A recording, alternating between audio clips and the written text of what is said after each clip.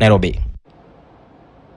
Now, having conducted their last task and 3 by-elections in various parts of the country, the Independent Electoral and Boundaries Commission Chair Wafula Chebukati and 2 other commissioners, Abdi Guliye and Boyamolu, will this Tuesday retire after serving 1 term of 6 years.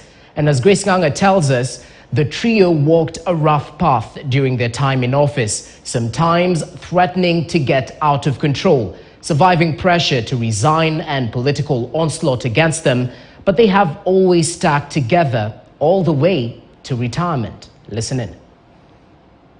From Tuesday, IEBC will only have 1 commissioner, Irene Masit, who is also on suspension, following the retirement of IEBC Chair Wafula Chebukati and Commissioners Abdi Guliye and Boyamolu, as their contract with the public comes to a very eventful end. And as he exits, Chebukati will be remembered as the only chairperson to complete his term, despite pressure and political onslaught against them, their jobs, and their person, as the integrity comes to question more often than not. They never gave up, even when that was the only option for the trio that clung to their seat, even as the opposition issued new demands, asking them to resign as the commission was put under siege. Chebukati refused to budge. The trio's legacy varies depending on whom you ask. In President William Ruto's eyes, the 3 are national heroes who thwarted attempts to rig him out of presidency. The hero of this election is the IEBC,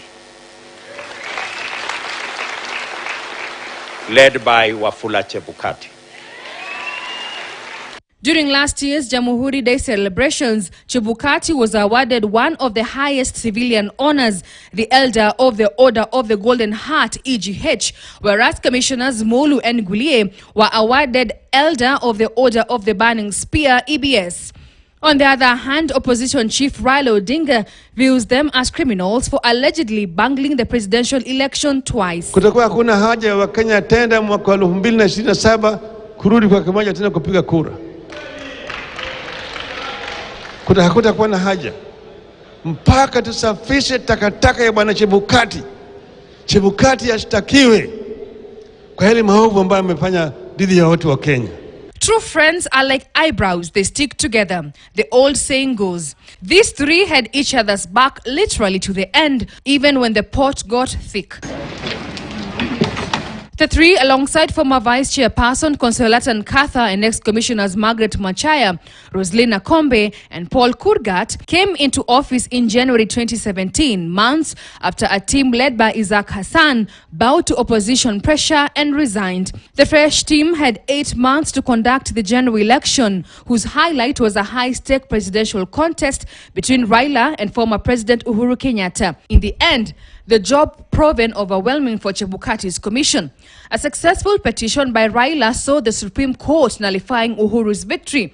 Following the botched election, cracks within the IEBC came to the fore, with Akombe being the first to leave the polls agency. The other 3 will later fall out with Chebukati, claiming the IEBC chair lacked leadership.